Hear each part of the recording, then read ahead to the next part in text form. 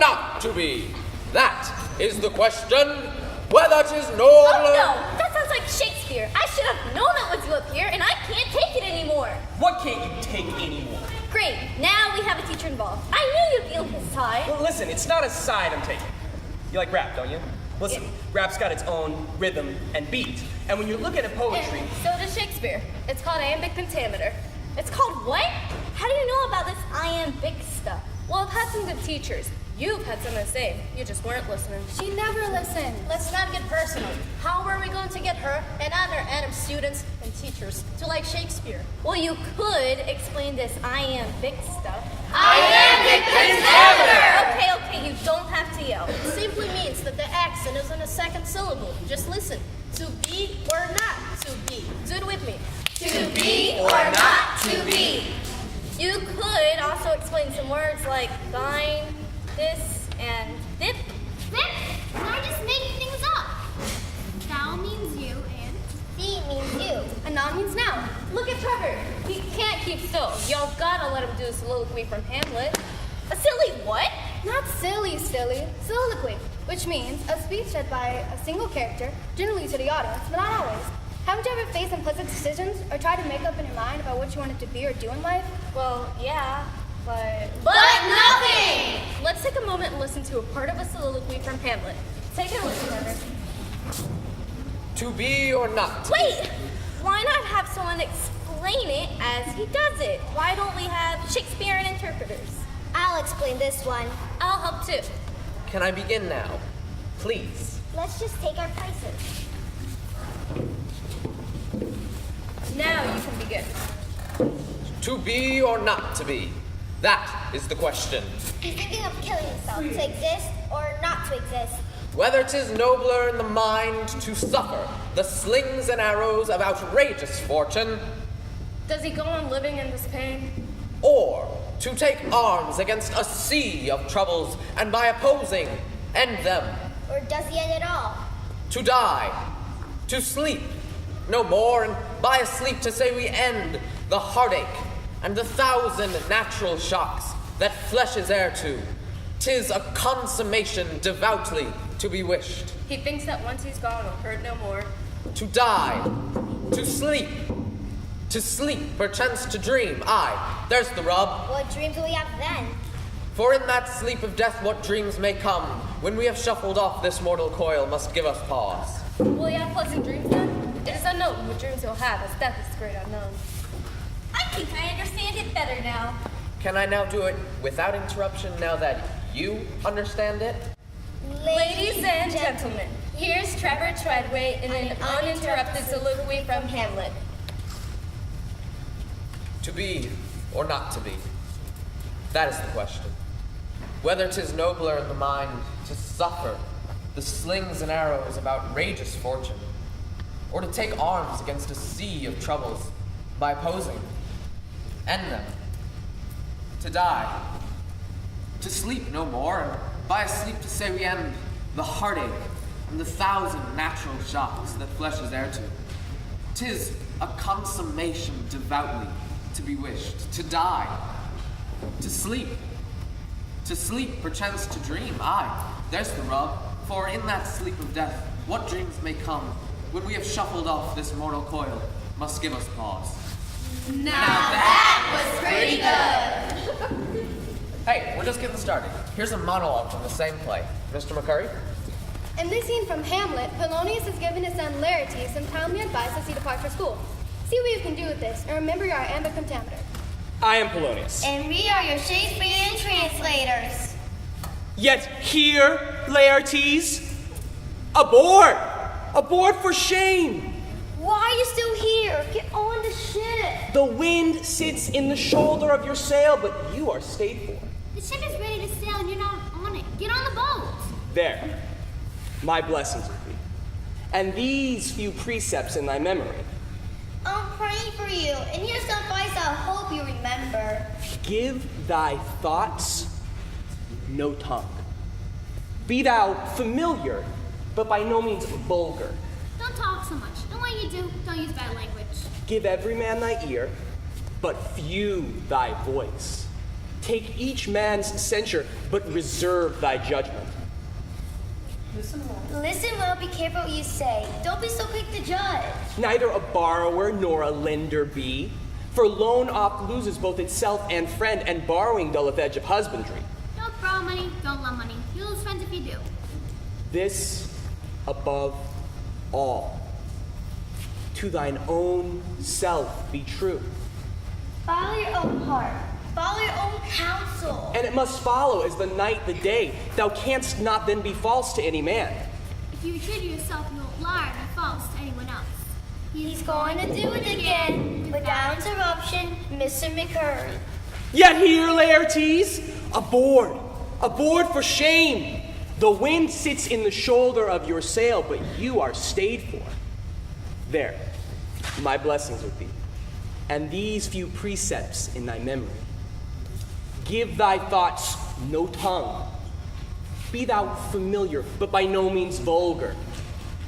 Give every man thy ear, but few thy voice. Take each man's censure, but reserve thy judgment. Neither a borrower nor a lender be. For loan oft loses both itself and friend, and borrowing dulleth edge of husbandry. This above all, to thine own self be true.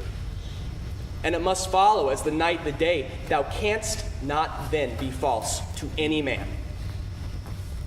Vivian, are you getting the hang of this yet? Yeah, but... No buts. We're moving on to the prologue from Romeo and Juliet. Who are the interpreters for this one? We are 3, 2, 1.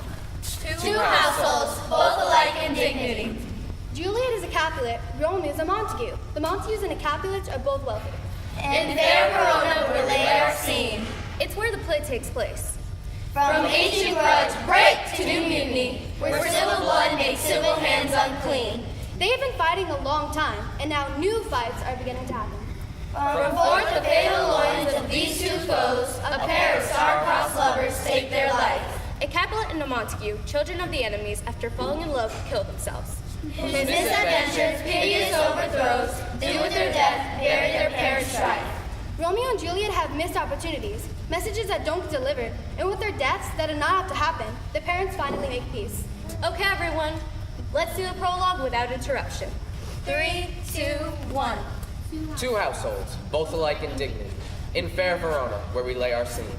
From ancient grudge break to new mutiny, where civil blood makes civil hands unclean. From forth the fatal loins of these two foes, a pair of star-crossed lovers take their life. Whose misadventures, piteous overthrows, do with their death bury their parents' strife. Now this is enough for me. But not for me. I want to be Romeo. Romeo, Romeo, wherefore art thou Romeo? Who will be my Juliet? I will. I will. I will. I will. I will. I will. I will. But you have to do it right. Let's set the stage. You, Romeo, lived in Italy a long time ago. Your two families don't get along with one another. You, Juliet, are a Capulet, and you, Romeo, are a Montague. You, Romeo, crash a party that Juliet's family, the Capulets, are giving. Everyone is masked, kind of like a Mardi Gras ball. And you, Romeo, promptly fall in love with Juliet, not knowing she's a Capulet. You two got that? You all understand that? Okay, let's get to the party. Masks on, everyone.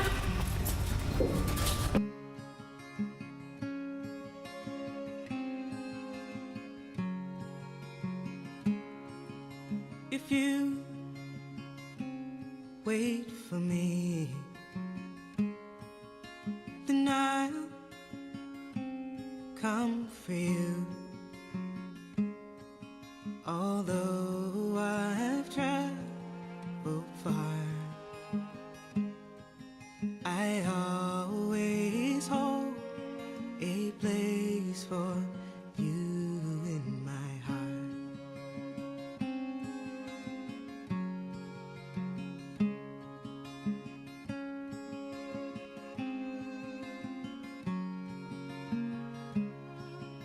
If you think of me, if you miss me once in a while, then I'll return to you. I'll return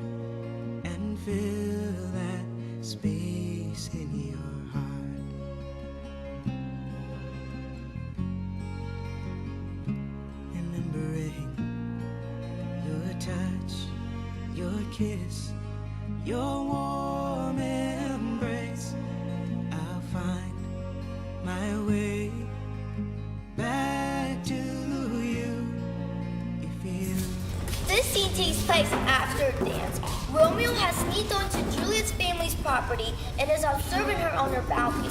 That's right, this is the famous balcony scene. And the translators for this one are Sophia and Hope.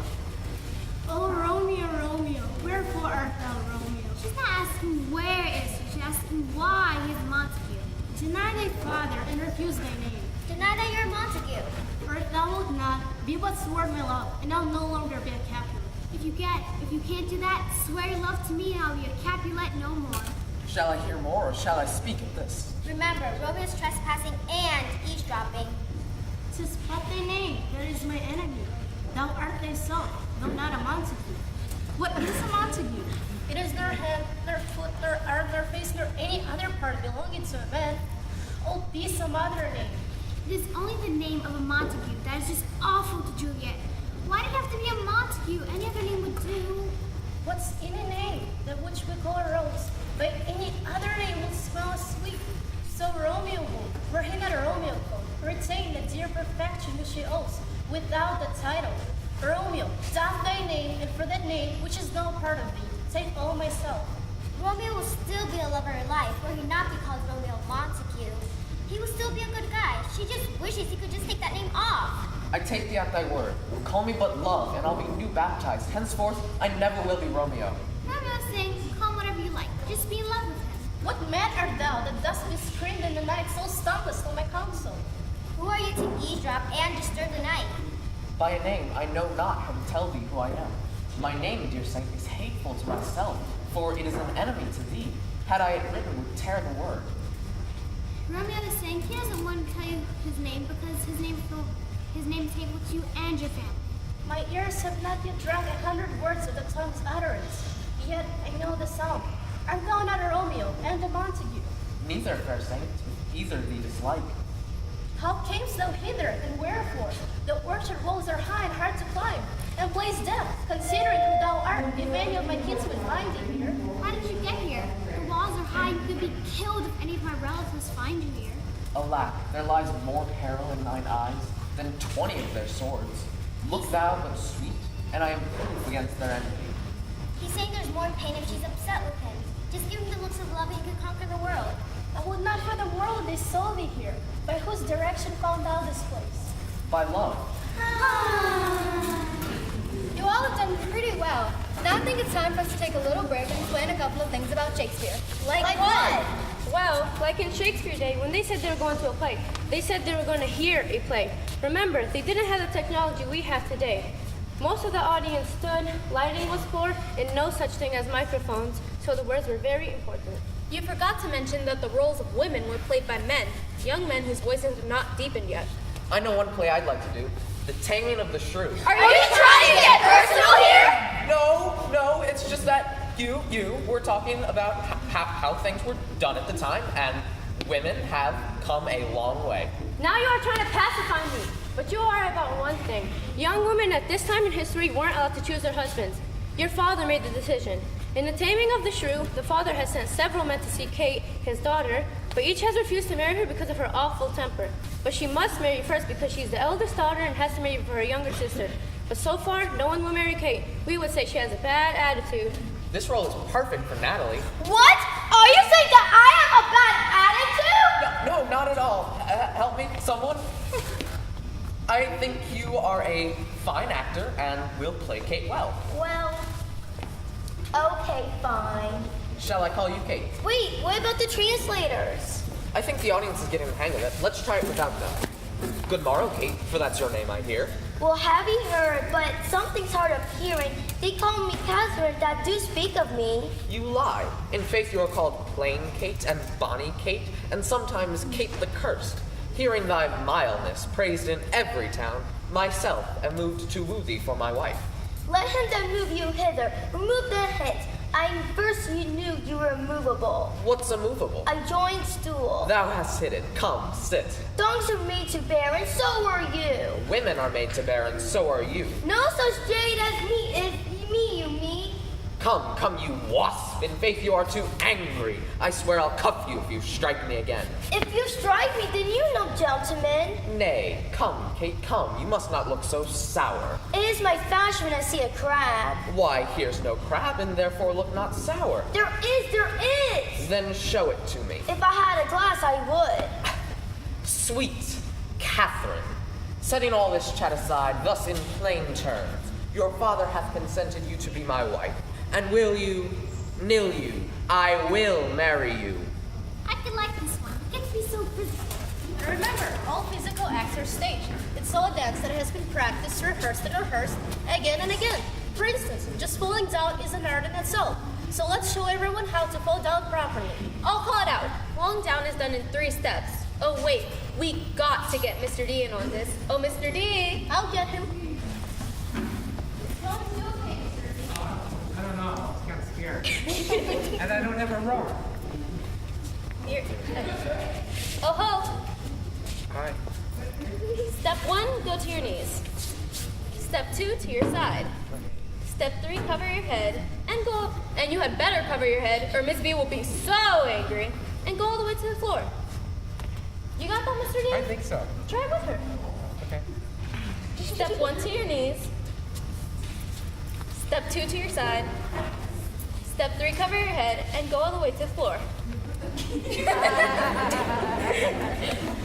Thanks, Mr. D.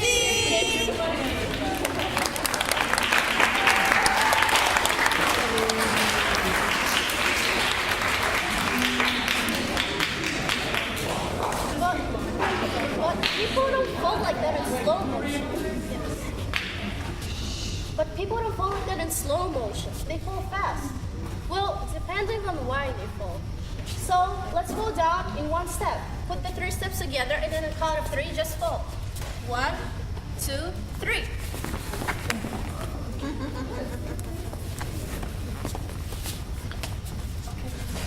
How about you try some more? And add sounds too. Fall like you're sick to your stomach. 1, 2, 3. Fall like you fainted. 1, 2, 3. Fall like you're falling in love. 1, 2, 3.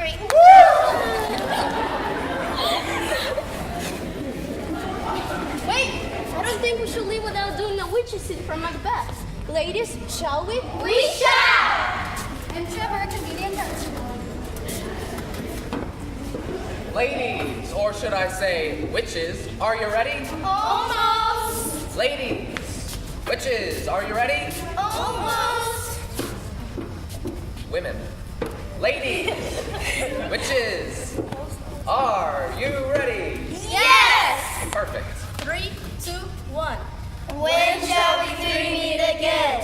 In thunder, lightning, or rain? Well, that explains itself. When the hurly's done. When the battle is lost and won. When the war is over. That shall be ere the set of sun. Where the place upon the heath, there to meet with Macbeth. This tells when and where they will meet with Macbeth. Round about the cauldron go, in the poison entrails stow. Toad, the under cold stone. Days and night has 31. Sweltered venom, sleeping God. Boil up first in the charmed pot. Double, double, toil and trouble. Fire burning, cauldron bubble. Flay of fenny snake in the cauldron boiling bake. Eye of newt and toe of frog. Wool of bat and tongue of dog. Adder's fork and blind worm's sting. Lizard's leg and owlet's wing. For a charm of powerful trouble. Like a hell broth, boil and bubble. Double, double, toil and trouble. Fire burning, cauldron bubble. Scale of dragon, tooth of wolf, which is mummy and golf. 4. Noise of Turk and Tartar's lips. Gall of goats and slips of yew, silvered by the moon's eclipse, make the gruel thick and slab. Double, double, toil and trouble. Fire burning, cauldron bubble. Cool with the baboon's blood, till the charm is firm and good. Oh, well done, I commend your pains, and everyone shall share in the games. And now like elves and fairies in a ring, enchanting all you put in. Double, By the pricking of my thumb, something wicked this way comes. Open locks, whoever knocks. double, toil and trouble, fire burning, cauldron bubble! I'm tired. Let's wrap this up. Tired? We're just getting started. What about sword fighting and costuming? Oh my god, we created a monster. Not a monster, a ghost with hammer